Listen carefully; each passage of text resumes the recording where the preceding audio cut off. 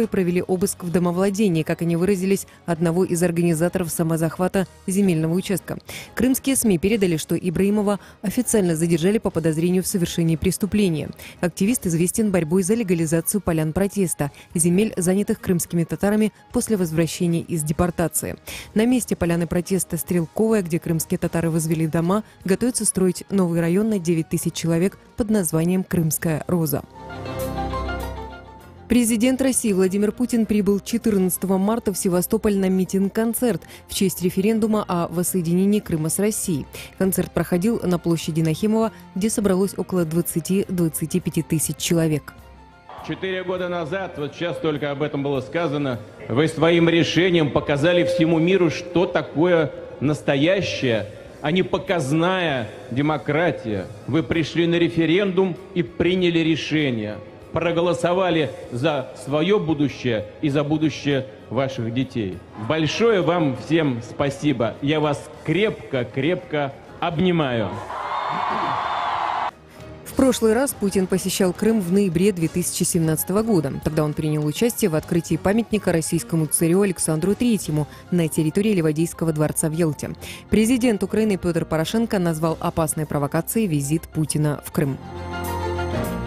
Обсуждение Надеждой Савченко нападения на украинский парламент имело место, заявил в эфире Пятого канала народный депутат України от радикальної партії Ігор Мосійчук.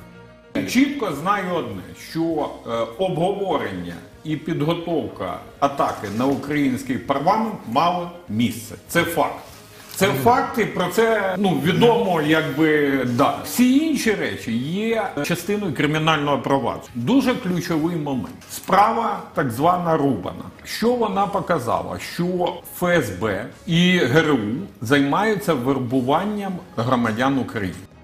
Переговорщик по вопросам освобождения пленных Владимир Рубан был задержан 8 марта на контрольном пункте въезда и выезда Майорское при попытке перемещения большого количества оружия с территории Донецкой области подконтрольной российским оккупационным администрациям. Его подозревают в незаконном обращении с оружием и подготовке терактов, в частности, вооруженных покушений на первых лиц государства.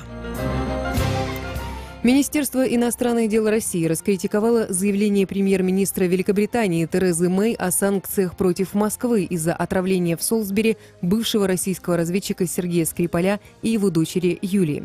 Ведомство заявило о подготовке ответных мер. Накануне премьер-министр Великобритании Тереза Мэй заявила, что Россия незаконно применила химическое оружие, которое было нелегально изготовлено, несмотря на то, что Москва участвует в Конвенции по запрещению химического оружия. Глава британского правительства добавила, что Лондон вышлет из страны 23 российских дипломата, которые подозреваются в работе на российские спецслужбы. Кроме того, британские официальные лица не будут присутствовать в России на чемпионате мира по футболу, и Лондон ограничит контакты на высшем уровне с Москвой. Она также предупредила об усилении проверок российских граждан и частных самолетов на границах.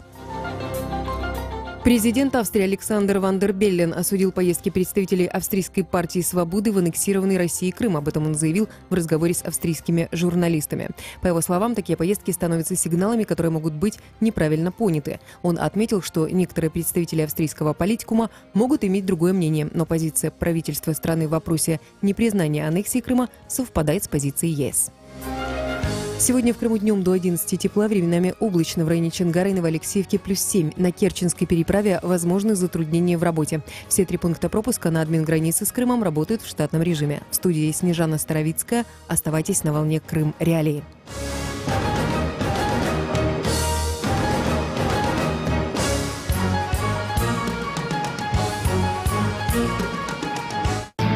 В эфире совместный проект «Радио Крым Реалии» и Первого канала Украинского радио.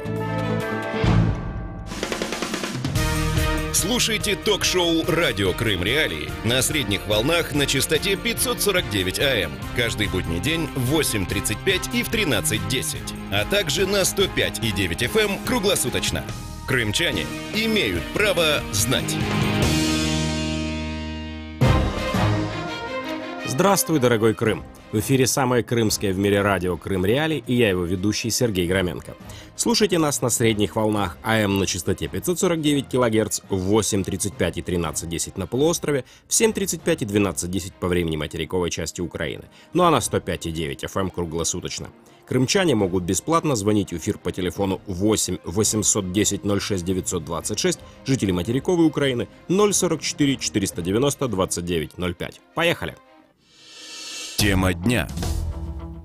Сегодня мы поговорим о ситуации с так называемыми выборами на полуострове. На выборы, организованные Россией в аннексированном Крыму, не приедут официальные международные наблюдатели, но прибудут иностранные активисты. Кем являются и откуда будут родом эти неофициальные наблюдатели? Что они хотят увидеть на выборах и что им покажут в Крыму? И сможет ли Украина препятствовать визитам иностранцев на полуостров? Обо всем этом мы будем говорить в ближайшие 25 минут после небольшой справки от моих коллег. Крым в центре внимания.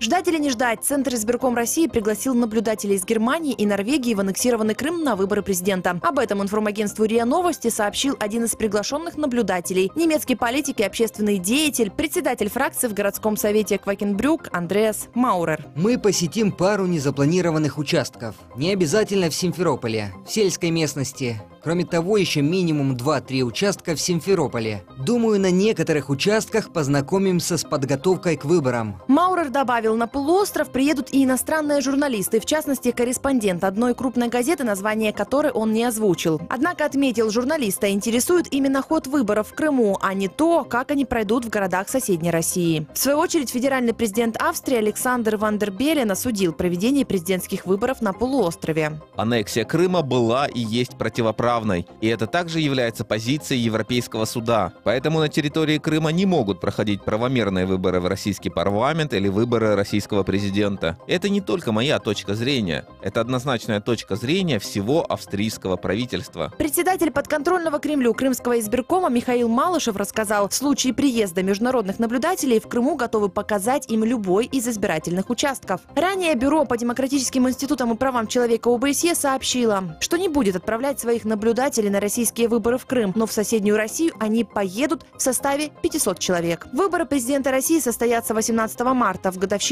аннексии Крыма. Провести их планируют и на территории полуострова. Крым в центре внимания. Возвращаемся в студию радио Крым Реалии. С нами на связи Владимир Василенко, юрист-международник и бывший судья Международного уголовного суда. Владимир, здравствуйте. Добрый день. У меня к вам будет несколько вопросов, но первый, наверное, самый такой простой, с одной стороны, а с другой стороны, и может быть отчасти банальный, но которого, с другой стороны, вообще никак нельзя избежать. Вот традиция и международное законодательство относительно иностранных наблюдателей на выборах, оно вообще существует? Есть ли какие-нибудь там международные соглашения на этот счет? Или каждая страна решает по-своему, кого впускать, на каких условиях впускать ли вообще, що показувати, що не показувати?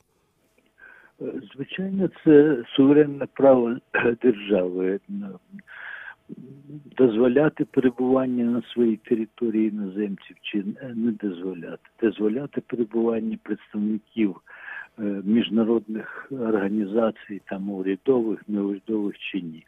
Але склалася така звичаєва норма, я би сказав, сьогодні, що держава, яка піклується про свій авторитет, про свій престиж в світі, держава, яка є демократичною, вона завжди дозволяє перебування на своїй території там і парламентарів окремих держав, представників міжнародних організацій, які бажають взяти,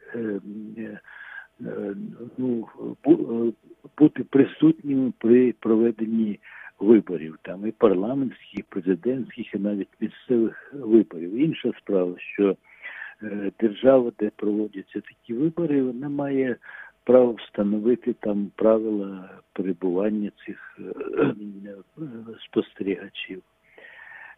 Ну, як правило, тут взаємодіють влади держави і спостерігачі, і якихось серйозних конфліктів ніколи не виникало. Це одна сторона питання. Інша сторона питання, яка стосується Криму.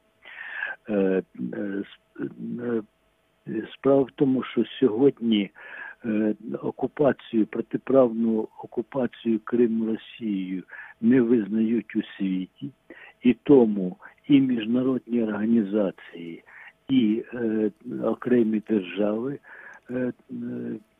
відмовляються направляти своїх спостерігачів для участі в спостереженні за виборами, які, так званими виборами, які відбудуться на території Криму 14 березня. Це ознака того і прояв, і матеріалізації, і доказ того, якраз, що міжнародне співтовариство не визнає законність окупації Криму і не визнає проведення виборів на цій тимчасово окупованій території України, тим самим в певній мірі підривається легітимність і ставиться під сумнів, заперечується легітимність здійснення Росією, зокрема главою Російської держави, який буде обраний, здійснення їхньої юрисдикції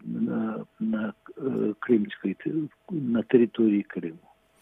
Хорошо, это понятно, но вот вы говорите, что поскольку никаких обязательных международных соглашений нет, а есть только обычаевое право и суверенная власть, то чем тогда отличается статус так называемых официальных наблюдателей от неофициальных? Потому что в Крым приезжает, вот тут нам сообщают, что приезжает как бы делегация из Норвегии, общественных активистов. Есть какие-то отдельные депутаты из Германии, из США? Значить, це їхня приватна справа. Для того, щоб легітимно, законно брали участь ті чи інші фізичні особи в процесі спостереження, необхідно, щоб їх офіційно призначили компетентні органи держави.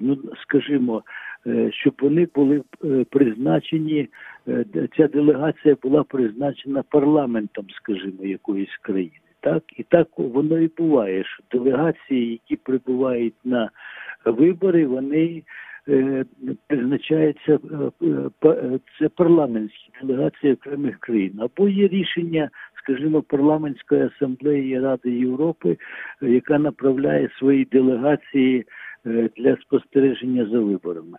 Тобто, а особи, які на свій розсуд і, так мовити, не маючи повноважень певних перебувають, то це їхня приватна справа. Вони не висловлюють, вони не можуть виступати представниками ні держав, ні міжнародних організацій. У нас тут, прошу прощения, мне говорят, что у нас есть звонок из Крыма. Пожалуйста, говорите, вы в эфире. Доброе утро. Доброе. Здравствуйте. Да, у меня мнение такое, что для жителей Крыма важнее то, какой они выбор сделают, а не то, как оценят это внешние какие-то игроки. Это Украина, как оккупированная держава пиндосами, на это должна обращать внимание. Большое вам спасибо за ваше мнение. Мы бы просили все-таки вас употреблять более корректные в эфире формулировки, например, относительно американцев. Вот, Владимир, тут слушатель из Крыма говорит, что важнее все-таки, как крымчане будут голосовать, а не как международное сообщество будет их выбор оценивать. Что скажете?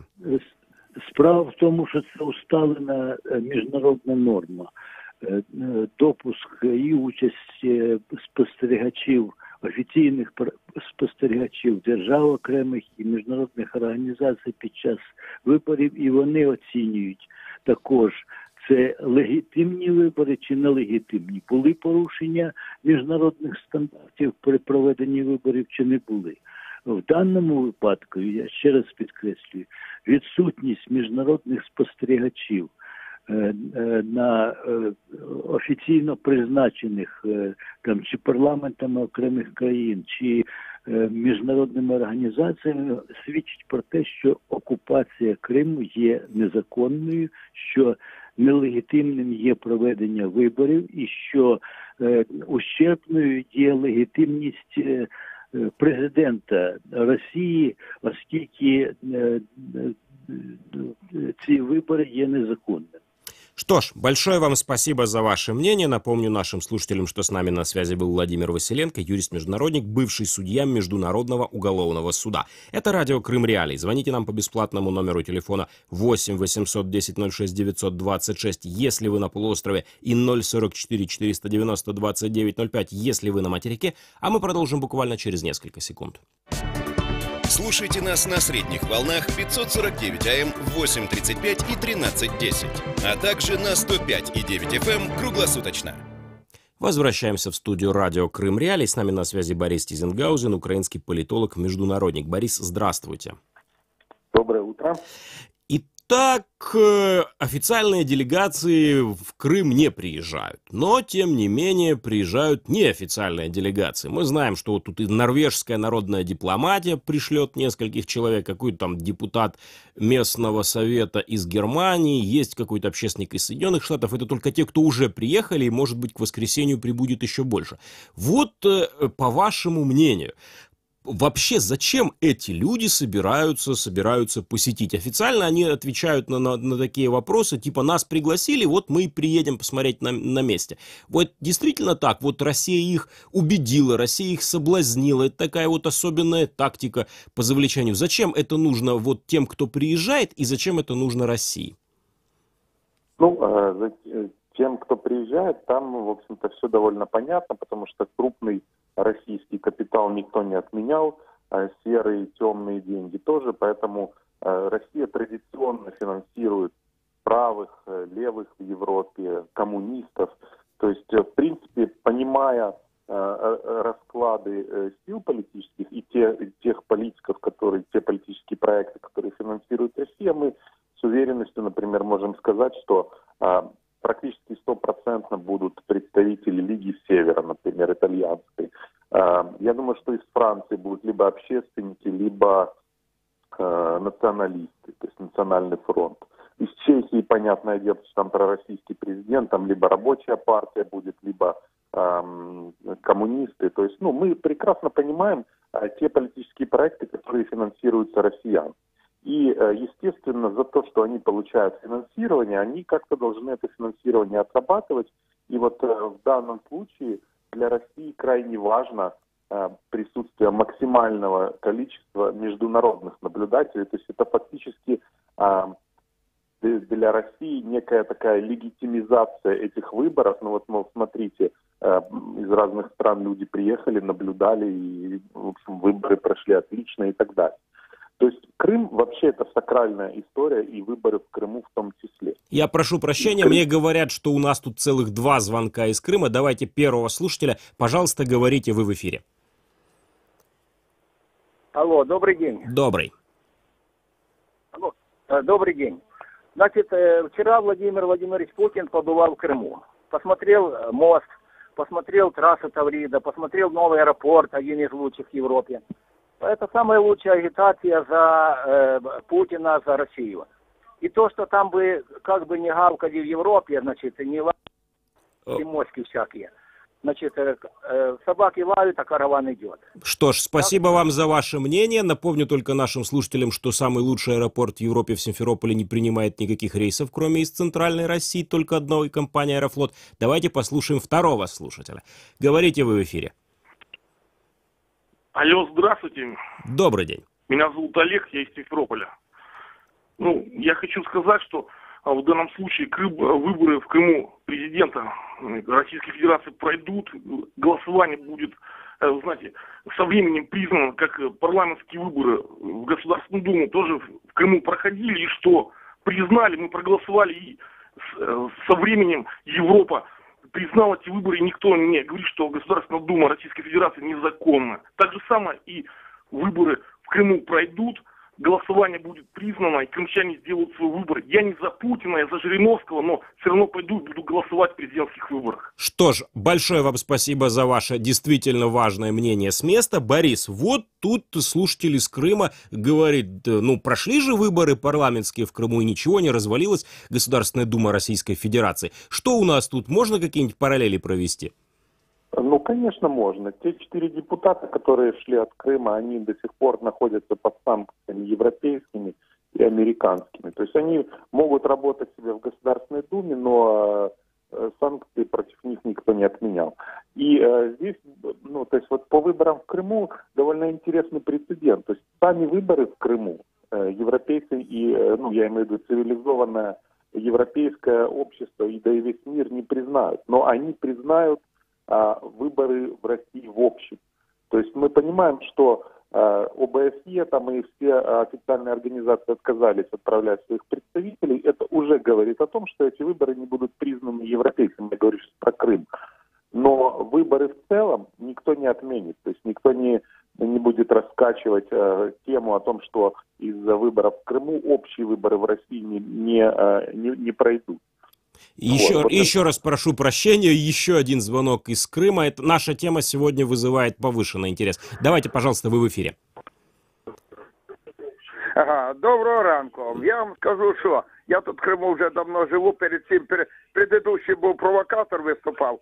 Він, правда, українець, по всій відомості, але що говорить. Я вам скажу, що вибори, вони не дійсні. Те, що вкрадено, то є вкрадено. Як можна провести вибори в Криму? Цю показуху він робить. Він настраює народ, весь світ проти себе. То на міст поїхав, туди себе, говориться, Бог землі, вселенної. Ну це не годиться, во-первых. І що, второе, я тако скажу. Во-первых, ЛДПР не виділила ні копійки грошей для наблюдения на выборы своих представителей на пунктах. Ви представляєте?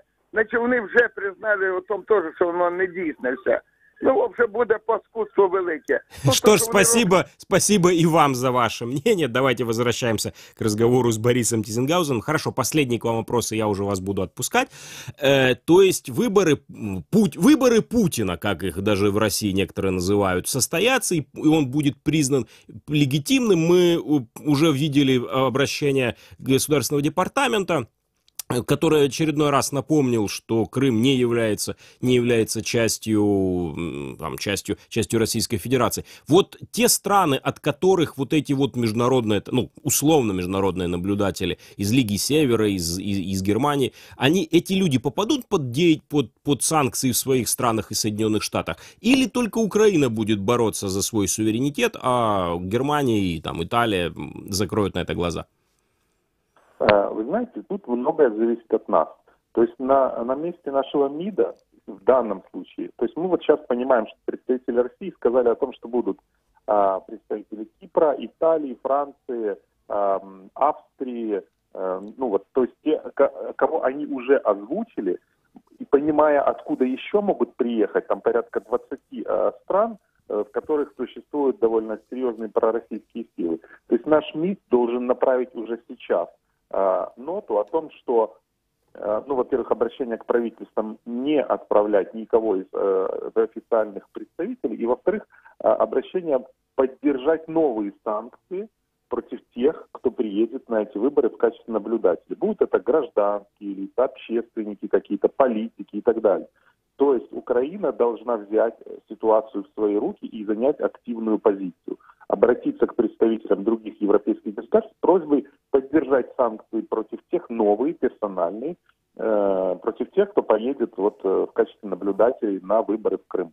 Что ж, большое вам спасибо за ваше мнение. Напомню нашим слушателям, что с нами на связи был Борис Тизенгаузен, украинский политолог-международник. Если вы что-то упустили, заходите на сайт Крым Реалии, читайте наши материалы, смотрите прямые трансляции эфиров, пишите нам в Твиттере, предлагайте свои темы программ, а мы вернемся в эфир буквально через несколько секунд. Важные события, спорные заявления, последние новости, горячие темы. Все это в прямом эфире с 8 до 11. В эфире самого крымского в мире радио. Радио Крым Реалии. Возвращаемся в студию радио Крым Реалии. С нами на связи Кирилл Рогов, российский политолог. Кирилл, здравствуйте.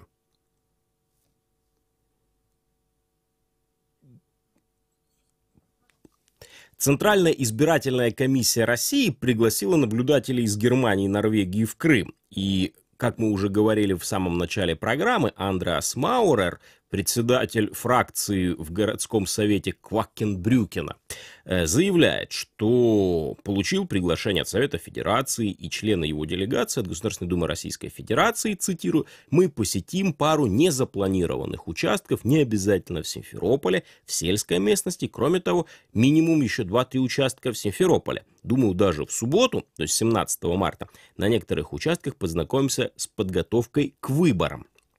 По словам Маурера, с делегацией европейских наблюдателей в Крым на период президентских выборов планируют посетить представители и немецких СМИ. Норвежскую делегацию наблюдателей возглавит руководитель неправительственной организации «Норвежская народная дипломатия» Хенрик Вебер. Об этом он сообщил норвежскому же изданию VG. Нас пригласили стать, цитирую, наблюдателями на выборах в Крыму. Мы получили официальное приглашение от Государственной Думы. Мы случайно разговорились об этом, когда были в Крыму осенью прошлого года на встрече с местными политиками. Инициатива принадлежала Думе, но аккредитацию мы получили от Центра избиркома после того, как направили официальный запрос в участии норвежской народной дипломатии в качестве наблюдателя на выборах. И мы единственная не входящая в ОБСЕ организация, чье присутствие разрешено в Крыму, рассказал Вебер. Он отметил, что посещать Крым никому не запрещено. Цитирую, «Люди, которые там живут, хотят голосовать, и, разумеется, к ним на выборы также должны приехать международные наблюдатели. Мы хотим быть там, показать, что в Европе есть и другие мнения, уважающие их решения». Конец цитаты. По словам Вебера, вся Россия с большим интересом относится к результатам первых президентских выборов в Крыму. Цитирую, «Не думаю также, что мы должны быть так высокомерны и решать, что представляет интерес для общественности, а что нет. Когда-нибудь нам придется проснуться и увидеть, что мы не продвинемся дальше, если все время будем перекладывать ответственность и вину на других. Та страшилка, которую все время делают из России, постоянно устаревает», — пояснил он. Вебер сообщил, что вместе с другими наблюдателями из Норвегии собирается сосредоточить внимание на Симферополе и его окрестностях, поскольку времени на поездки в другие места у него нет. Цитирую. «Еще мы планируем посетить районы, где проживают в основном крымские татары и другие национальные меньшинства». Конец цитаты. Ну и что касается официального заявления, то если международные наблюдатели окажутся в Крыму, мы с радостью покажем им любой из 1206 участков и покажем процесс. Так заявил Малышев, подконтрольный Кремлю председатель Центральной избирательной комиссии Крыма, добавив, что пока нет информации о том, кто из международных граждан будет наблюдать за ходом избирательного процесса в Крыму. Радио Крым Реалии следит за темой выборов президента Российской Федерации на территории аннексированного Крыма. Слушайте наши новости и всегда будете в центре внимания. Для вас работал Сергей Громенко. Ни в коем случае не переключайтесь. Мы скоро вернемся в эфир. В эфире радио Крым Реалии. Звоните нам по телефону 8 800 10 06 926. Для жителей полуострова звонки бесплатные. Комментируйте темы в прямом эфире. Оставляйте свои сообщения на наш автоответчик. Мы выслушаем вас. 105,9 FM. Крымчане имеют право знать.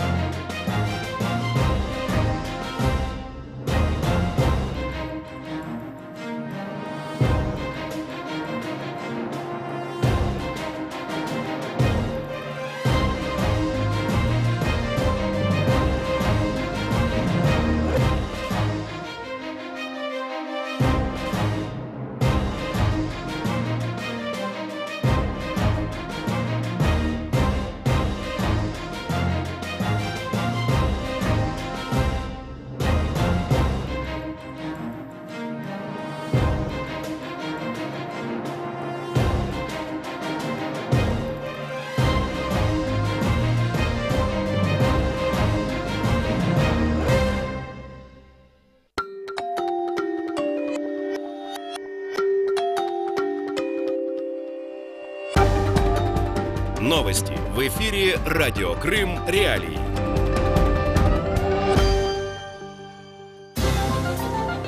Здравствуйте, в студии Снежана Старовицкая. Главное к этому часу. Соединенные Штаты раскритиковали выступление президента России в Крыму. Нацбанк презентовал монеты, которые придут на смену купюрам. В Никитском ботаническом саду проведут парад тюльпанов. Сейчас подробнее. Соединенные Штаты раскритиковали выступление президента России Владимира Путина в аннексированном Крыму и подчеркнули, что полуостров является частью Украины. Об этом идет речь в заявлении представителя Госдепартамента Хизер Науэрт. Госдеп напомнил, что 4 года назад Россия провела незаконный сфабрикованный референдум в Украине, пытаясь прикрыть им аннексию украинской территории. Жители Крыма были вынуждены голосовать под пристальным наблюдением тяжело вооруженных российских войск, говорится в заявлении. В документе подчеркивается, что в течение этих 4 лет Россия применяла насилие и принуждение в отношении несогласных с аннексией. Нацбанк Украины представил новые оборотные монеты номиналом 1, 2, 5 и 10 гривен. Их будут вводить поэтапно. 1 и 2 гривны появятся уже с 27 апреля, а монеты номиналом 5 и 10 гривен войдут в оборот в следующие 2 года, сказал директор Департамента денежного оборота НБУ Владимир Зайвенко. Банкноти не потрібно спеціально обмінювати на монети. Вони залишаються платіжним засобом і вилучатимуться з обігу по мірі їх зношення та поступово будуть повністю замінені. По словам банкира, замена купюр монетами должна сэкономить государству 1 миллиард гривен. Адвокат Илья Новиков предполагает, что его подзащитного, заключенного в России украинца Станислава Клыха, могут обменять на осужденного в Украине россиянина Виктора Агеева. Об этом он заявил в эфире радио «Новое время». Адвокат считает, что Украина не использовала процесс Агеева для того, чтобы напомнить в контексте избирательной кампании российскому обществу, которое чувствительно к тезису «мы своих не бросаем», об обмене. Новиков также отметил, что состояние здоровья Клыха вызывает беспокойство. Весенний парад тюльпанов 2018 года в Никитском ботсаду в 2 раза превзойдет прошлогодний по количеству цветов и сортов. Об этом сообщает пресс-служба сада. Там утверждают, что именно из Крыма тюльпан попал сначала в Турцию, а затем уже распространился по всему миру. В прошлый раз крымские цветоводы показали 37 тысяч цветов. На этот раз в параде примут участие уже 73 650 тюльпанов. Сегодня в Крыму днем до 11 градусов выше 0, временами облачно в районе Чонгара и Новоалексеевки +7. На Керченской переправе возможны затруднения в движении. Все 3 пункта пропуска на админгранице с Крымом работают в штатном режиме. В студии Снежана Старовицкая. Оставайтесь на волне Крым Реалии.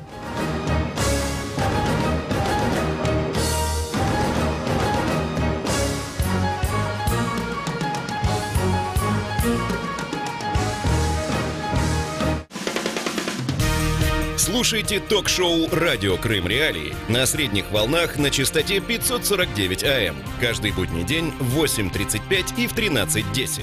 А также на 105,9 FM круглосуточно. Крымчане имеют право знать. Продолжается эфир самого крымского в мире радио «Крым Реалии», у микрофона Сергей Громенко. Слушайте нас на 105,9 FM круглосуточно.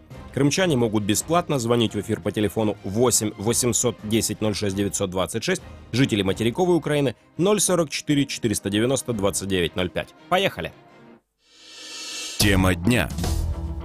Народный депутат Украины Андрей Сенченко представил проект закона о прощении, предусматривающий замену лишения свободы для некоторых групп коллаборационистов на временное поражение в правах. О чем говорится в украинском проекте закона о прощении? Есть ли международные прецеденты у такого рода решений? Как и кто будет определяться, кто сможет быть прощен и на каких условиях? И как отреагировали на законопроект в России и в Крыму? Обо всем этом мы будем говорить в ближайшие 25 минут после небольшого сюжета от моих коллег. Крым в центре внимания.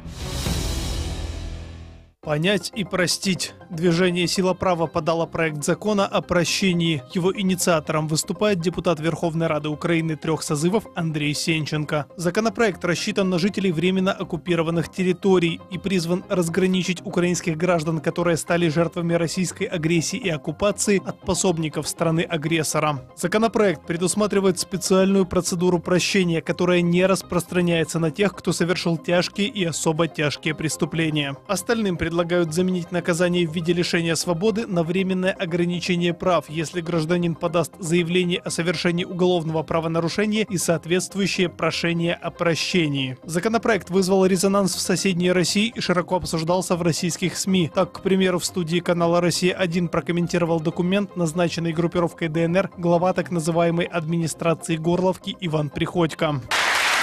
Беда украинского государства, нынешнего правительства, которое пришло к власти путем переворота, теперь решило прощать своих жителей, которые отстаивали свое законное требование оставить президента. И когда мы потребовали... Но только сначала прошение написать о прощении. Так и мы не еще должны прийти написать прошение к власти, которая незаконна. А российский сенатор от Крыма Сергей Цеков назвал законопроект о прощении попыткой позлобствовать. Что касается извинения, придет время, когда такие личности, как Сенченко, будут просить прощения перед гражданами Украины, перед крымчанами, перед всеми, без всякого закона. Я уверен, что этого времени нам придется ждать не так долго. Проект закона о прощении был обнародован в начале марта. Он предусматривает внесение изменений в Уголовный и Уголовно-процессуальный кодексы Украины. Крым в центре внимания.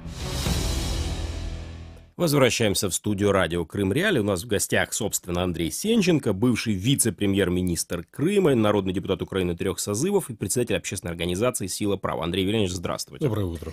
Итак, давайте для тех наших слушателей, которые не имели возможности ознакомиться с текстом закона, но которых последнюю неделю активно стращали, что их там придется всем стоять на коленях и писать челобитные, в чем главная суть этого закона и в чем главные инсинуации, в чем главные манипуляции со стороны российских СМИ? Спасибо. Ну, во-первых, я хотел бы сказать, что каждый, кто хочет вникнуть, может найти полный текст закона и разъяснения подробные на сайте нашей правозащитной организации «Сила права». Достаточно погуглить «Сила права», и вы туда попадете. Либо в Фейсбуке, кому как удобно, есть специальная дискуссионная платформа, которая называется «Центр деоккупации и реинтеграции». И там, собственно говоря, это и есть первоисточник для наших слушателей. Почему вот настолько злобствует Российская Федерация на эту тему? Ну, во-первых, я хотел бы сказать, что вот эти два персонажа, которые комментировали, этот горловский деятель и господин Цеков, который с начала 90-х годов, знаете, имел такое политическое прозвище «Промокашка». Он всюду, так сказать, пытался поучаствовать и что-то впитать, по большей степени, так сказать, российские финансовые подачки. Так вот, почему злобствуют эти персонажи? Потому что на них никакое прощение не распространяется.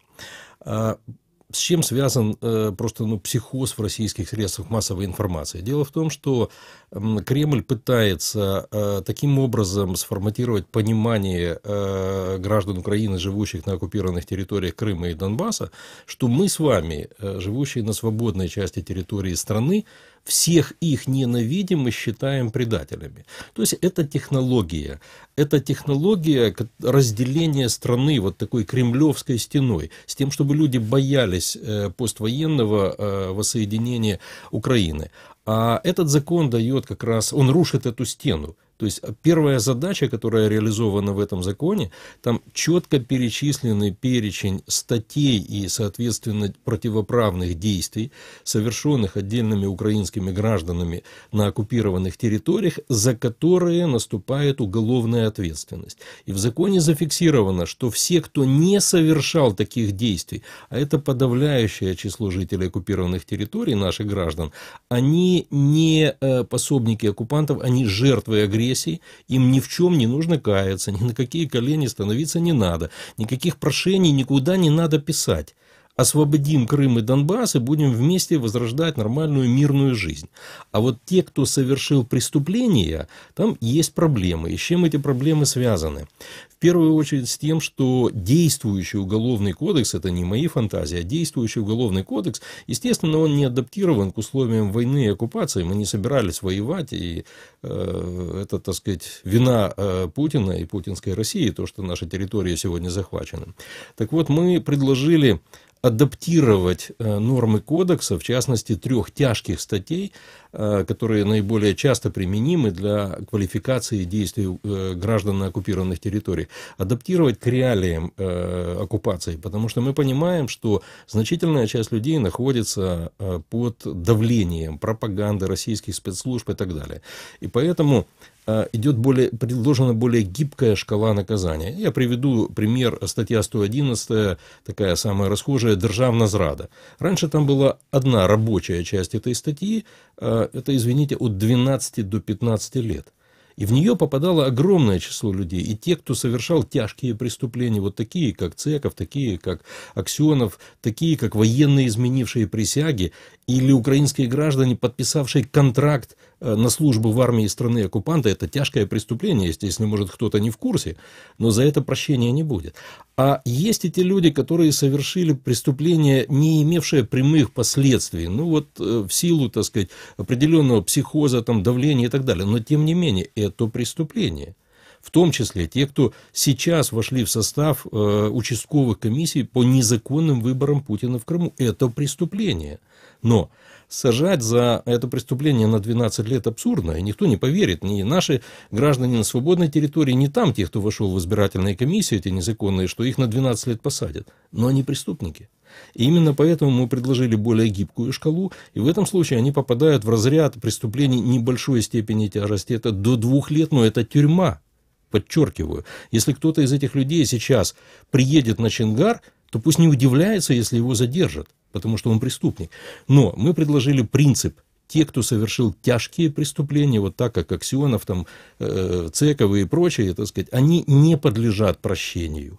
А те, кто совершил преступления средней и небольшой степени тяжести, в том случае, если они раскаялись, переосмыслили свои поступки и обратились в украинский суд с заявлением, обращаясь к украинскому народу и государству, с заявлением о совершенном ими преступлении и прошением о прощении, они могут получить, имеют право получить альтернативное наказание. Вместо тюрьмы временное ограничение их прав. Если преступление средней тяжести, на 10 лет, если небольшой степени тяжести, на 5. Какого рода ограничения прав? Первое – это запрет на вот этот срок на государственную военную службу, работу в органах правопорядка, в судебной системе, в органах местного самоуправления в составе избирательных комиссий. Вторая часть – это не на выбор, это все пакетом, а на тот же срок запрет на преподавательскую работу. Ну, надо самому себе мозги привести в порядок, прежде чем, извините, учить детей там, или студентов. И третья часть – это на тот же срок ограничения активного и пассивного избирательного права. Но, подчеркиваю, это альтернатива тюремному сроку. И более того, это исключительно добровольная и индивидуальная процедура. Так, хорошо, с этим мы разобрались. Теперь вопрос, который задают в первую очередь жители, ну даже не жители, может быть, эксперты на украинской свободной стороне. Кто и по каким критериям будет сортировать, вот поскольку сейчас статья одна и всех можно судить по одной статье, условно по прецеденту первого, а кто будет заниматься отбором? Вот это средней тяжести, это тяжко, это особо тяжко.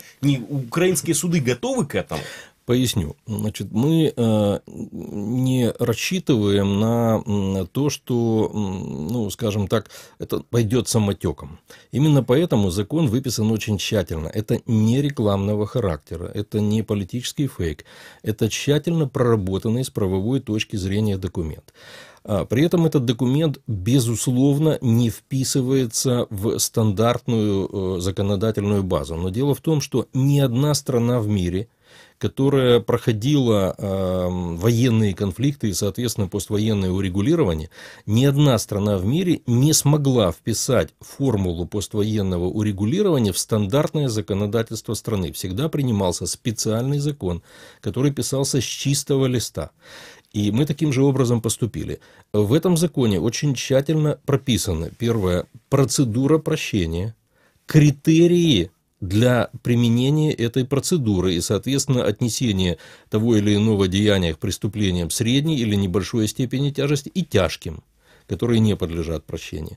Дальше подготовлены и очень тщательно проработаны соответствующие поправки в Уголовный кодекс, в Уголовный процессуальный кодекс. Но мы публикуем не только текст, потому что он понятен для специалистов, мы публикуем очень такую развернутую, понятную презентацию, там, где человек, прочитав, а он сможет найти на нашем сайте, прочитав, поймет суть и поймет процедура. А так, чтобы мы с вами понимали, только сравнительные таблицы к этому закону, это поправок в уголовный, в уголовно-процессуальный, ну, составляют более сотни страниц. Так, более сотни страниц. Дело в том, что кроме преступлений, которые подлежат даже действующему уголовному кодексу, например, державна зрада, многие жители материковой Украины, особенно те, кто выехали с территорий оккупированных, скажем так, задаются вопросом, придет ли наказание для тех, кто пропагандировал аннексию, для тех, кто призывал путинские войска захватить там Симферополь и Донецк, тех, кто все 20 лет пребывания на территории Украины на преподавательских должностях агитировал за так называемый русский мир, и вот в конечном итоге оправдание коллаборационизма, например, оправдание Холокоста запрещено законодательно. А как регулирует ли ваш закон, и как вы собираетесь бороться с теми, кто пропагандировал русский мир и в конечном итоге подготовил интеллектуальную почву для аннексии? Ну, во-первых, я хочу сказать, что этот закон – это один из законов, которые мы разрабатываем как составные части пакета программы реинтеграции временно оккупированных территорий. Я полагаю, что где-то мы в начале апреля опубликуем концепцию переходного периода для Крыма и Донбасса. И эта концепция является платформой для будущего закона. Работа над ним уже идет. И я думаю, что мы будем готовы где-то во второй половине мая опубликовать проект закона о переходном периоде. Параллельно мы ведем работу, например, особенно для крымчан это актуально, мы опубликовали, и это есть вот на этих ресурсах, которые я назвал, концепцию урегулирования вопросов гражданства, потому что, возвращая Крым, мы получим 2 миллиона человек с 2 паспортами. И нужно дать четко людям ответы на вопросы, да? А можно ли, будет ли наказание? Нет. А можно ли 2 паспорта оставить? Нет, и почему? А можно ли выбрать? Да, и как? И так далее, и последствия. И, соответственно, мы готовим изменения в закон о гражданстве. Там не особо большие изменения нужны, так сказать, но все эти процедуры должны быть людям понятны сегодня по всем ключевым жизненным вопросам. Потому что, чтобы не рождались какие-то фобии, там, какие-то повальные репрессии или там что-то еще. Ничего подобного. Вот все эти Аксеновы и вся эта братва, они точно никакого прощения не получат. А люди, которые ничего не совершали, вы сказали, вот, допустим, преподаватели, которые и сейчас, и до того занимались промыванием мозгов. Да, не физики с биологами. Мы же понимаем, о чем идет речь, хотя они могли бы даже учителями физкультуры этим заниматься. Но хочу вам сказать, что для этого готовится отдельная процедура люстрации для вот этой части людей, потому что наш кодекс не позволяет их привлечь к уголовной ответственности, но это не значит, что они дальше будут учить детей. И на эту тему мы тоже готовим законопроект. То есть это серьезная работа, она идет, вот у нас несколько рабочих групп, и мы будем постоянно выдавать на общественное обсуждение, в первую очередь, не совать в зал парламента, а на общественное обсуждение. Вот возвращаясь к закону о прощении. Знаете, его можно было сегодня пройти, и, может быть, у всех, кроме ОП-блока, подписать у депутатов и начинать его толкать в парламенте. Но это было абсолютно неправильно. Потому что вот эту межу между теми, кого наказывать, а кого прощать, ее я бы не доверил вот определять эту межу там, президенту Украины или этим депутатам. Это украинское общество должно выработать вот такую формулу равновесия, которая при воссоединении страны послевоенном не породит новых конфликтов. Вот именно поэтому мы считаем, что очень важная часть таких законопроектов – это широкое общественное обсуждение. Это радио Крым Реалии. Если вы что-то упустили, заходите на наш сайт, читайте наши материалы, смотрите прямые трансляции эфиров, пишите нам в Твиттере, предлагайте свои темы программ, а мы вернемся в эфир буквально через несколько секунд. Слушайте нас на средних волнах 549 АМ, 8:35 и 13:10, а также на 105,9 FM круглосуточно. Возвращаемся в студию радио Крым Реалии к разговору с Андреем Сенченко. Кроме закона о прощении, в последнее время в общественном обсуждении находятся несколько других законопроектов, которые чаще называют законами о коллаборационистах, о противодействии и тому подобное. Вот есть ли какая-нибудь, конкуренция, что ли, между вашим законопроектом и альтернативными законопроектами? Есть ли какие-нибудь межгрупповые обсуждения?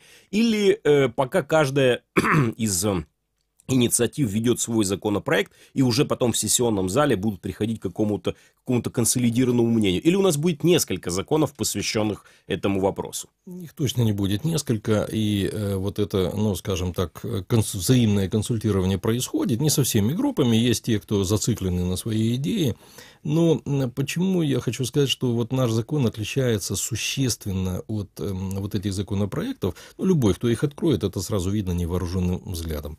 Это не политический проект. Мы это сделали не для того, чтобы, там, не знаю, позлить кого-то в горловке.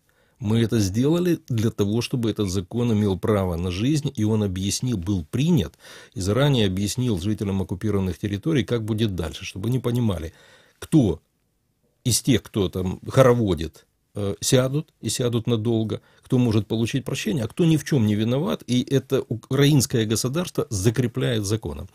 Так вот, возвращаясь к этим законам об ответственности за коллаборационизм. Они разного качества, есть абсолютно мусорные ведра, но хочу вам сказать, что их всех объединяет одна проблема. Есть общая норма права о том, что если закон вводит новое наказание или более тяжелое наказание, то он не может иметь обратной силы. А это означает, что любой из этих законов, принятый в этом году, по сути дела, освобождает от ответственности коллаборантов за там, предыдущие 4 года. Мы избежали этой проблемы, потому что мы пошли по пути смягчения наказания. Потому что если посмотреть признаки преступления государственной измены или державной зрады, то они, по сути дела, в значительной степени совпадают с признаками коллаборационизма, ну, уже, так сказать, имеющими устойчивые, так сказать, формулировки в международной практике. И просто мы расцениваем вот эти проявления коллаборационизма как форма державной зрады, которая не имела прямых тяжких последствий. И, соответственно, мы идем по пути смягчения. Кто-то остается вот в той тяжкой части, а кто-то вместо этой тяжкой получает средней или небольшой степени тяжести. И в этом случае закон имеет обратную силу. Авторы закона о прощении, равно как и вся нынешняя крымская власть, подсознательно готовят почву для себя, поскольку знают, сколько бед и боли они принесли своим гражданам и крымчанам. Такое мнение высказал вице-спикер крымского парламента Ефим Фикс. Цитирую. У меня такое ощущение, что Андрей Вильянович Сенченко уже возомнил себя Господом Богом, перед которым все должны просить прощения. Но это ему нужно просить прощения за водную, энергетическую, транспортную блокаду Крыма, поскольку он работал заместителем главы администрации президента, когда против крымского народа совершались эти преступления. Наверное, сейчас о нем уже начали забывать, поэтому он решил таким нетривиальным способом напомнить о себе. Конец цитаты. Что вы можете ответить Ефиму Фиксу? Ну, я Ефим здесь еще знаю 100 лет. Это человек, который всегда прислонялся поближе к власти.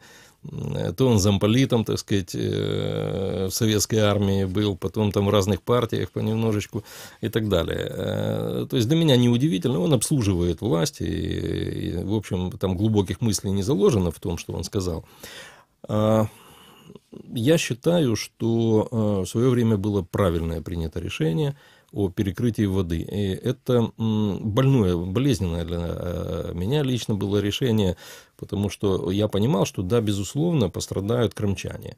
Но это один из самых эффективных методов давления на оккупационные власти и на Кремль, подчеркиваю, не военных методов. Потому что последнее дело идти с пушками и танками освобождать Крым. Наша задача с нашими зарубежными партнерами настолько сильным сделать экономическое, политическое, дипломатическое давление на государство-агрессор с тем, чтобы принудить их к миру и возвращению наших территорий. И мы это сделаем. Хорошо. Возвращаясь к проекту закона о прощении, есть ли у вас международный опыт? Есть ли какие-нибудь успешные кейсы подобных или, может быть, отличающихся законов в странах, которые пережили такие конфликты от там Хорватии до Российской Федерации, собственно? Знаете, мы изучили очень глубоко все, что вот после Второй мировой войны в этом смысле происходило, и сказать, что двух похожих конфликтов, их просто нет, двух похожих конфликтов. Потому что, во-первых, часть конфликтов там имели этнический характер, часть там на религиозной почве, часть это были межгосударственные военные вооруженные конфликты, но Вот все, если мы говорим о международном вооруженном конфликте, то вопрос длительности, потому что чем дольше длится международный вооруженный конфликт, тем больше признаков внутреннего он приобретает. И это правило общее, оно связано с тем, что когда страна разделена линией фронта, и одна часть страны может мыслить свободно, и вот так, как мы с вами обсуждаем сегодня в эфире, а вторая скована, находится в душной атмосфере оккупации, и на них давлеют оккупанты, их спецслужбы, их пропагандистские структуры, там, предатели вот, типа Фикса и так далее, то, конечно же, надо понимать, что по истечению определенного времени люди начинают по-другому смотреть на эту ситуацию, по-разному мыслить. И поэтому очень важно вот найти ту формулу, которая будет понятна там, воспринята здесь, и в конце концов приведет к нормальному воссоединению страны. Поэтому абсолютно похожих рецептов нет. Допустим, закон о прощении принимали в Хорватии. Он другой носит совершенно характер, но тем не менее мы тоже все это изучили досконально. Хорошо. Как вы оцениваете успешность прохождения этого закона через парламент? Когда вы его закончите, когда вы его внесете, и, по вашему мнению, сколько депутатов за него проголосуют? Ну, вы знаете, его можно было начинать продвигать сейчас, но это было бы большой ошибкой. Почему? Потому что тут же появились соблазны у Банковой, ну, я скажу простым языком, натолкать в этот закон поганок всяких. Например? Ну, опять какие-нибудь Минские соглашения туда попытаться интегрировать. Это их любимая тема. Это просто прямой путь к внутреннему конфликту в стране. Вот. Поэтому мы считаем, и было бы неправильно, если бы он сейчас был внесен в парламент, то его бы общество не поддержало. Именно потому, что это вносят там депутаты, чиновники, президент. Мы считаем, что нужно провести очень глубокое общественное обсуждение. Я очень благодарен, так сказать, вам за то, что вот мы сегодня это обсуждаем, чтобы как можно больше людей, не со слов Фикса, там, горловских каких-то депутатов, и не с моих слов, а я же вот настоятельно прошу, познакомьтесь, прочитайте сами, составьте свое собственное мнение. У вас есть возможность поучаствовать в окончательной подготовке этого закона, внести свои мысли, потому что все, что вы напишете вот на нашей этой дискуссионной платформе, все тщательно анализируется. Мы не убираем оттуда там и угрозы, и всякую грязь, чтобы люди видели, так сказать, как работают там эти боты и так далее. Что пишут ура-идиоты с нашей стороны, такие тоже есть. Вот. Но у вас есть возможность свои мысли туда внести, и поверьте, все, что на самом деле, так сказать, можно интегрировать полезного в этот закон, будет включено. И вот тогда, когда мы сможем принести его в парламент и сказать, что общество это поддерживает и принимайте, вот тогда мы не позволим его исковеркать и проведем. А в принципе его нужно принимать как можно быстрее, вот после этого общественного обсуждения. Почему? Потому что там заложены процедуры, вот я 2 слова буквально. Освобождаем мы Донецкую область. Гражданам Украины, живущим на оккупированной территории, дается 6 месяцев на то, чтобы воспользоваться процедурой прощения, подать в украинские суды соответствующие документы. Если человек, допустим, выехал с той же Донецкой области раньше, совершал преступление, но пока не поймали, да, и живет где-нибудь, не знаю, в Виннице, но плохо спит, то в течение 6 месяцев после вступления в силу закона он может воспользоваться этой процедурой, если не совершал тяжких преступлений. Дальше. Есть программа, которую реализует СБУ, очень правильная программа «Тебя ждут дома». Да? Для тех членов незаконных вооруженных формирований, которые стоят с автоматами на блокпостах, но не воевали против нашей страны. И в этом случае они могут прийти на КПП, подать заявление. Так вот мы это закрепляем законом, всю процедуру, чтобы это не было просто политическим решением. Что ж, большое вам спасибо за то, что пришли и рассказали нам. Я думаю, что это будет не последняя программа, и закон о прощении мы еще обязательно вернемся. Это радио Крым Реалии. У микрофона для вас работал Сергей Громенко. Ни в коем случае не переключайтесь, мы скоро вернемся в эфир.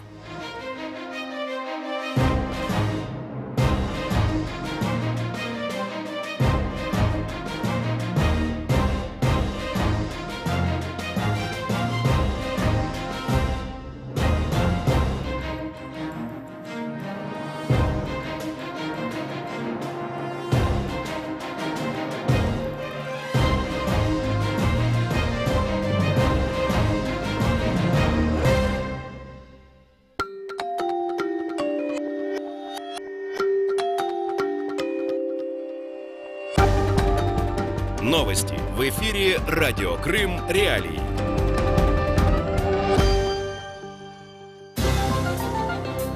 Здравствуйте, в студии Снежана Старовицкая. Главное к этому часу. Экс-главе Феодосии Щепеткову вынесут приговор после 28 марта. Большинство крымских татар не будут участвовать в выборах президента России, заявил Джилел. Инспекторы ДПС проверили, как крымские водители перевозят детей. Сейчас подробнее. Приговор бывшему главе администрации Феодосии Дмитрию Щепеткову огласят после 28 марта, сообщили в пресс-службе Управления судебного департамента в аннексированном Крыму. Щепетков был задержан вместе со своим замом Макаром Макаровым в конце 2015 года по обвинению в попытке получить взятку в особо крупном размере. По информации следствия, 6 ноября 2015 года частный предприниматель обратился к главе администрации Феодосии с заявлением о продлении договора аренды земельного участка площадью 2 гектара. Щепетков и Макаров потребовали от него $300 тысяч США. С момента задержания бывший мэр по решению суда находится под арестом. В целом, крымские татары не будут принимать участие в выборах президента России на аннексированном полуострове, кроме случаев, когда избирателей запугивают. Об этом сообщил активист крымско-татарского национального движения Нариман Джилел в эфире «Радио Крым. Реалии». Все-таки нужно понимать, что определенная часть крымских татар и других проукраинских граждан, живущих в Крыму, все-таки пойдут, потому что очень серьезное нагнетание страха. Ранее Меджлис призвал крымских татар не принимать участие в российских выборах президента в аннексированном Крыму. НАК «Нафтогаз» подтвердила намерение в марте провести встречу с представителями российского «Газпрома». Цитирую, «До конца месяца должна состояться встреча на Эльбе или какой-то другой красивой реке с нашей дорогой монополией», сообщил «Нафтогаз» в Фейсбуке. «Нафтогаз» проинформирует российскую компанию на встрече, что не согласен расторгать контракты. Кроме того, украинская сторона требует от «Газпрома» пересмотра тарифа. В Ленинском районе сотрудники ГИБДД провели декаду детской дорожной безопасности. Об этом сообщает пресс-служба подконтрольного Кремлю МВД Крыма. В утреннее и вечернее время дорожные полицейские особое внимание уделили патрулированию возле детских образовательных учреждений. Инспекторы выявили 10 нарушений. Всех ответственных родителей госавтоинспекторы благодарили за соблюдение правил перевозки детей и вручали их малышам яркие шары. Сегодня в Крыму, по прогнозам синоптиков, днем до 11 выше 0, временами облачно. В районе Чонгара и Новоалексеевки +7. На Керченской переправе возможны затруднения в работе. Все 3 пункта пропуска на админгранице с Крымом работают в штатном режиме. В студии Снежана Старовицкая. Оставайтесь на волне Крым Реалии.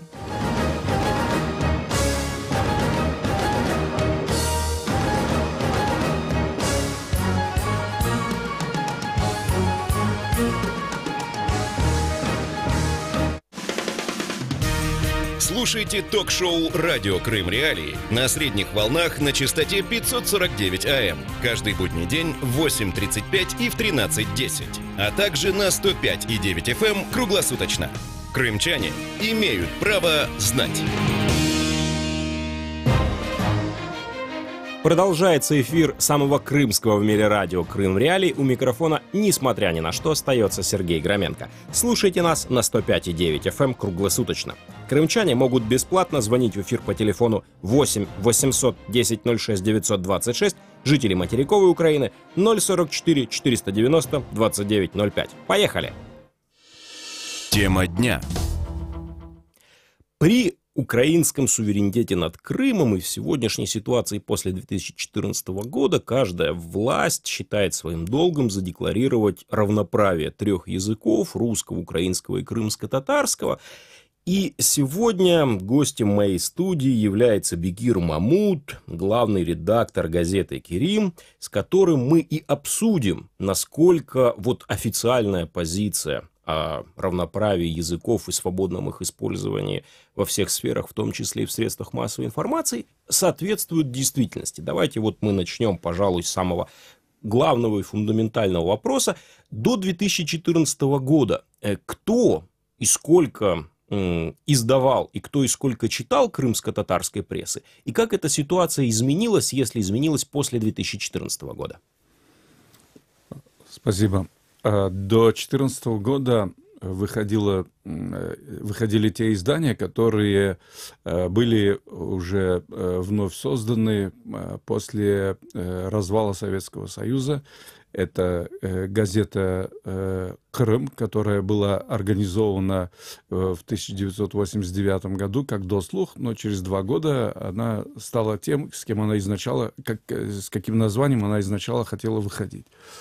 И в 92 году появляется из Ташкента, перевозят газету, которая была «Ленин Байрагы», и ее называют «Янг Дунья». Она начинает с этим именем, ну, фактически с тем же составом редакции продолжать издание уже в Крыму.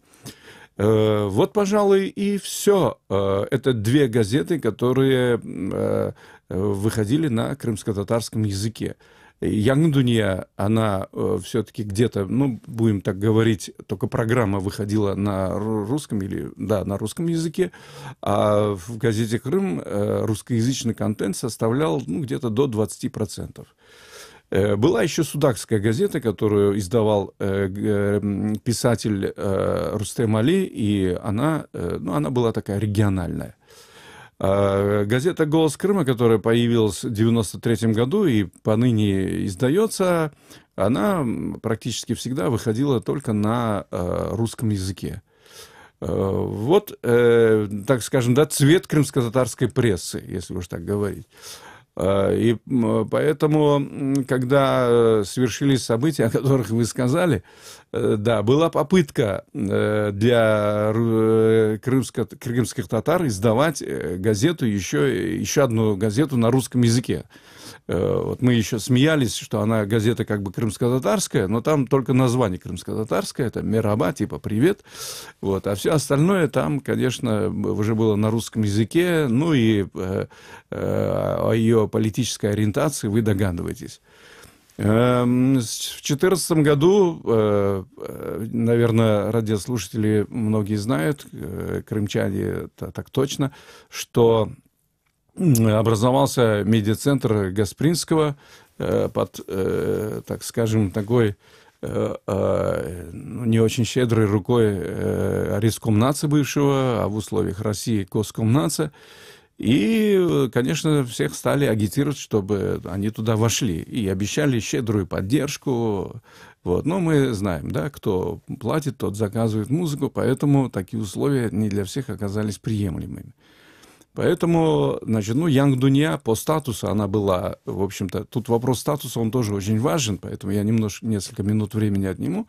Газета Янг Дунья, она всегда была правительственной в Узбекистане, и в 90-е, и в нулевые годы, и уже вот после 14-го тоже она продолжает выходить как орган там, одного из правительственных учреждений.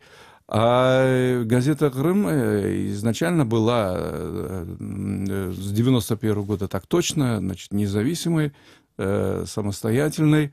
И поэтому наш коллектив решил, что свобода, да, вот название вашей радиостанции, это действительно большая ценность, и лучше там на хлебе и воде жить, да, но сохранять возможность говорить то, о чем ты, в рамках, конечно же, законодательства можешь себе это позволить. Газета «Голос Крыма», хочу напомнить, что она была органом Министерства культуры Украины в последнее время. Вот. Ну, и она решила пуститься в самостоятельное плавание, у нее были известные трудности. Она в политику не пошла, эта тема для нее, я так думаю, они для себя ее сделали запретной, и поэтому она там... Культурология, история, вопросы языка там, и полный нейтралитет. Вот такая. Понятное дело, что те газеты, которые оказались, Мирабай, как вновь учрежденная, и Янг Дунья, как издававшаяся ранее, понятное дело, что они оказались, я бы использовал даже такое слово, под жестким контролем властных органов. Там цензуры, конечно, нет, цензура у нас все под запретом, это не дай бог, это страшное дело, что вы, какая цензура. Вот. Но есть люди, которые там работают, у них мощный внутренний цензор, конечно, ну и потом, опять же, тот, кто платит, тот и контент этот заказывает. Вот, наверное, такая вот примерно ситуация. Хорошо, мы как бы уже обрисовали ситуацию с тем, кто и что издавал, а как кто и что читал. Как можно охарактеризовать медиарынок крымско-татарской прессы до 2014 года? Все ли крымские татары выписывали или покупали газету? Как эти газеты распространялись? В любом ли там ларьке или исключительно в местах компактного проживания? Существовала ли какая-нибудь, скажем так, межгазетная конкуренция или у каждой газеты была своя аудитория? И все те же самые вопросы после 2014 года. Известная конкуренция, конечно, была, наверное, потому что люди, мы знаем последние несколько десятков лет, какое отношение было к газетам, они вытеслялись электронными, а потом уже и интернет-изданиями, поэтому интерес к газетам, он, собственно, как везде. Вот, вы знаете численность крымских татар в Крыму, да, и тиражи были, у «Голоса Крыма», благодаря тому, что он выходил на русском языке, а крымские, я так думаю, что четверть крымских татар знала язык на таком уровне, который позволял читать прессу.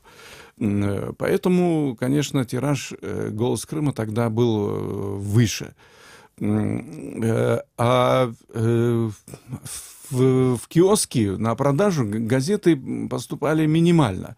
Я знаю, что вот та же «Голос Крыма», тот же «Голос Крыма» поступал, не знаю, может быть, несколько десятков экземпляров. Мы от этого дела давно отказались. Потому что там как-то забирать или представлять себе, что часть тиража, там 100-120 экземпляров в 90-е годы мы тоже отдавали в киоски, что нереализованную часть тиража, твой труд там как-то там молотят, сдают макулатуру, это было не купленную. Да, поэтому мы отказались вообще от продажи газет, и газета «Крым» только на подписке вот уже где-то, может быть, лет 20. А остальные, Янг Дуня, наверное, тоже уже в киоске не поступает, только по подписке. Вот, поэтому, что касается, вот как вы сказали, да, аудитория, может быть, тоже не знаю, может быть, и во всем мире, или там, как в Украине, в России, это в основном люди достаточно такого, да, скажем, зрелого возраста. То есть молодежь определенно газет не читает. Ни на том языке, на которым они владеют очень хорошо, да, скажем, русским или украинским, вот, ни на том, который они там, может быть, плохо знают. Поэтому я это говорю, знаете, вообще-то без какого-то вот сожаления. Наши читатели — это зрелые люди, это люди предпенсионного, пенсионного возраста, старики, да. Но вы знаете же по ментальность восточных людей, да, то есть когда в семью приходит газета, ее читают, выписывают старшее поколение, да, и если там есть что-то интересное для молодых людей, что-то поучительное, что-то связанное с историей там, или какая-то проблема интересная поднимается, это становится, мы не комплексовали, это становится предметом такого, в каких-то там ситуациях, предметом семейного обсуждения. Поэтому, вот, да, конечно, у нас для молодежи, кстати, вот вы тоже знаете, это факт, что оно так и было, и попытки эти не увенчались успехом. Молодежной газеты в Крыму не существует. Может, это и правильно. Вот поэтому наши читатели, они такие вот, да, консервативные, такие уже люди, у которых есть время уделить газетному чтению, да, найти для этого какую-то возможность. Вот. Но потом это все обсуждается. Так вот, если мы так навскидку говорим, что крымско-татарских семей, может быть, 65-70 тысяч, вот, а наш тираж, мы идем и говорим, мы семейная газета, мы идем в семью. Ну вот делайте выводы, сопоставляйте там с другими тиражами газет. Я думаю, что мы, если это все пропорционально как-то измерять, у нас тоже нет комплексов. И я думаю, что и какие-нибудь самые многотиражные российские газеты или украинские, здесь выходящие в Киеве, ну, я думаю, у нас тиражи сопоставимы в этом смысле. Это радио Крым Реалии. Звоните нам по бесплатному номеру телефона 8 810 06 926, если вы на полуострове, и 044 490 2905, если вы на материке, а мы продолжим буквально через несколько секунд. Слушайте нас на средних волнах 549 АМ, 8.35 и 13.10, а также на 105,9 FM круглосуточно. Возвращаемся в студию самого крымского в мире радио «Крым Реалии». У меня в гостях Бекир Мамут, редактор газеты «Крым», с которым мы говорим о состоянии крымско-татарских СМИ на полуострове в исторической перспективе и сегодня. Вот до того, как мы начали эту программу, мы как бы слегка затронули тему истории крымско-татарской журналистики. Эта история не может быть там не очень известная на материковой части Украины, или уж тем более в России, но тем не менее Измаил Гаспринский создал не просто там первую тюркскую или татарскую газету в Крыму, создал первую газету вообще на мусульманском востоке России, которая потом создавала прецедент и служила образцом для многих и многих других газет.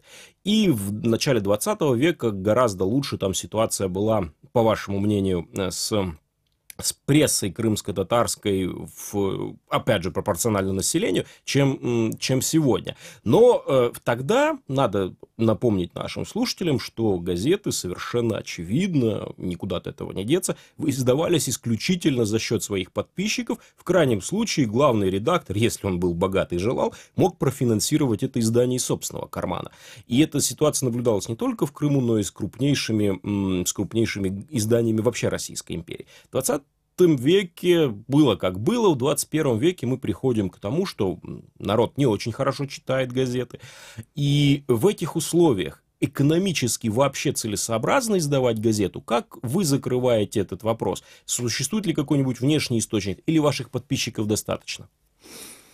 Подписчиков, конечно, недостаточно, хотя есть статьи в газетном бюджете, за счет которых можно экономить. И самое, конечно, это неприятно для журналистов, это их зарплата. Вот. А так, типографские расходы, в принципе, можно покрывать и при тираже. Если в газете все будут работать на энтузиазме за бесплатно, да, находить какие-то другие источники для своего существования и поддержки своих семей, то, в принципе, где-то тиража в 1500 экземпляров, наверное, могло бы хватить при цене. Наша газета, годовая подписка, в долларах это 900, по 1000, примерно 950, около 900 рублей. Это получается примерно $15. Да? Янг Дуня, Голос Крыма, они чуть больше 1000. Вот. И вот при этой цене, очень для подписчиков, я думаю, что щадящей, да, можно поддерживать экономическое существование газеты, не платя зарплату журналистам. Вот. Но получается, что вся наша часть тиража свыше, там, где-то, условно говоря, 1500, это уже то, что мы можем платить налоги, там, платить зарплату какую-то минимальную. И мы за счет того, что, из-за того, что зарплата низкая, мы даем возможность журналистам работать дома, там, приходить в редакцию 1-2 раза в неделю. И, может быть, работать в огороде, выращивать что-то для натурального своего ведения хозяйства, да. И таким образом, когда сводить концы с концами. И получается, что для наших журналистов, да, в известной мере это своего рода хобби, привычка просто. Потому что, да, зарплаты, конечно, можно было бы сказать, смешные, если бы это не было так грустно. Да, в историческом прошлом, недавнем совершенно, да, конечно, государство Украины очень активно поддерживало. Я вам должен сказать, да, никогда никто не спрашивал, а что вы там пишете? А что вы там хвалите или ругаете Украину, да, или власть, например, да, или еще что-то. Никто в наши редакционные дела никогда не лез. Никто. Я это подчеркиваю, потому что там говорят, наверное, Меджлис контролировал, еще кто-то. Нет, этого тоже не было. То это надо себя, ну, извините, я так, может, это какое-то самомнение, ну, не мое лично, а наше редакционное. Может быть, мы себя так поставили, что в наши дела никто не совался. Вот. А все остальное, это уже вот цена, да, как бы свободы, раз в условиях того, что мы как этническая пресса, при том, что численность народа, да, небольшая, то, конечно, вот, да, Украина поддерживала в объеме, я вам скажу, достаточно прилично, где-то 42-43 тысячи долларов в год по проектам, которые мы каждый раз готовили, защищали и говорили. Мы по указу президента 1997 года, вот мы издаемся на родном языке, поэтому наше издание подлежит государственной поддержке. Пожалуйста, вот выполняйте это требование закона.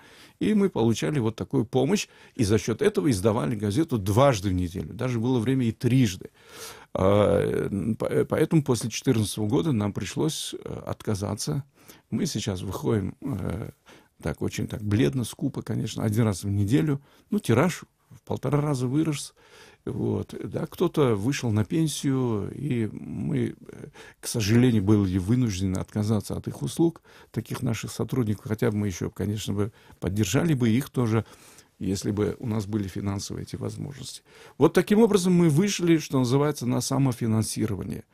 «Голос Крыма», насколько мне известно, тоже не пользуется каким-то внешним источником финансирования и тоже существует, что называется, впроголодь.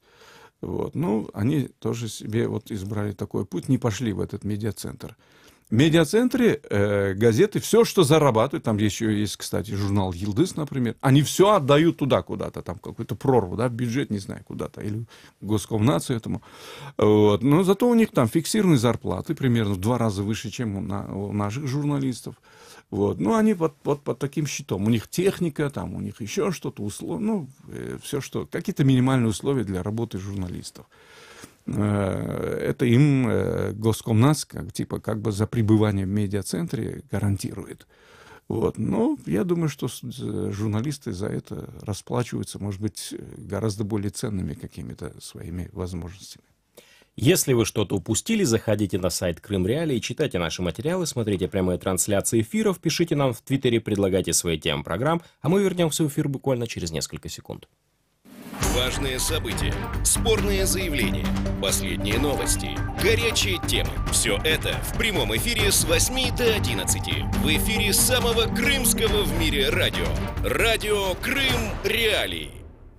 Возвращаемся в студию радио Крым Реалии. Мы уже поговорили о том, как выглядит газета, как выглядит медиаполе, но одним из, может быть, самых главных игроков все-таки является журналист. Вот вы уже редакторствуете 19 лет.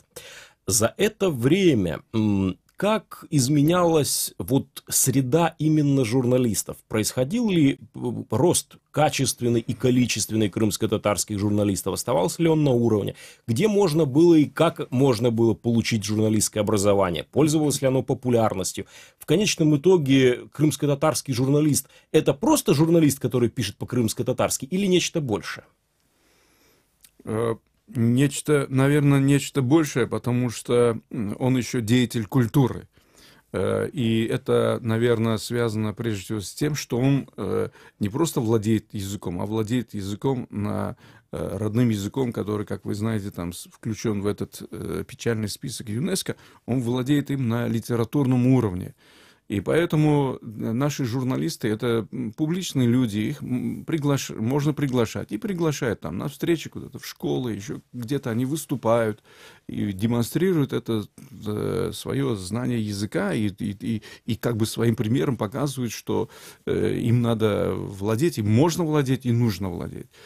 Я во всем остальном мне, знаете, как бы даже с одной стороны трудно говорить, а с другой стороны легко, потому что у нас за все это мы не приняли ни одного человека нового. У нас все вот, когда-то они, когда я стал редактором, все были молодыми девочками, парнями, что называется, да, они где-то на 15-20 лет моложе меня, а мне уже чуть больше 60, вот, и поэтому они для меня как младшие братья и сестры, но они уже тоже уже приблизились, что называется, к полувековому, да, рубежу, но зато они такие поднаторевшие, опытные, да, и все больше, лучше узнают и владеют языком, пользуются им во благо, что называется, читателей. Вот, поэтому вы задали очень интересный, я даже о нем не задумался, очень интересный, хороший вопрос.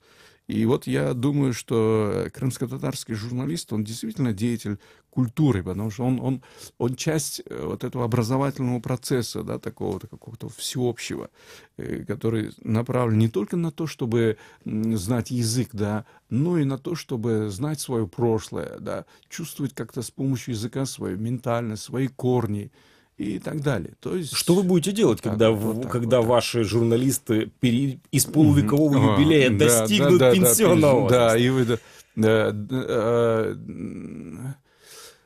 Кстати, вот да, сейчас я к этому вопросу вернусь. У нас профессиональных журналистов, ну вот я заканчивал факультет журналистики Ташкентского университета, и одна моя коллега, которая тоже альма-матер, факультет. Остальные у нас, и, может быть, это, знаете, в наших условиях правильно, они знатоки языка, они филологи, они хорошо знают крымско-татарский язык. Вот этот стык, чтобы, понимаете, журналистского образования на крымско-татарском языке нет. Поэтому надо, либо имея, а мы с вами знаем, что журналистика — это не профессия, а призвание, да? То есть, если у тебя есть, если ты можешь каждый день производить эту, так называемую, эту пресловутую строчкосдачу давать, да, технически, если выражаться. Если ты можешь на родном языке писать, у тебя получается, ну, можно, если там что-то чуть-чуть подредактировать, выправить, и главное, чтобы там были мысли и так далее, да, это уже как и везде. Ну, то есть вот этот фактор, он важен. Что, молодежи, будем, есть профессиональные журналисты молодого поколения, да, есть хорошие филологи, которые тяготеют к журналистике.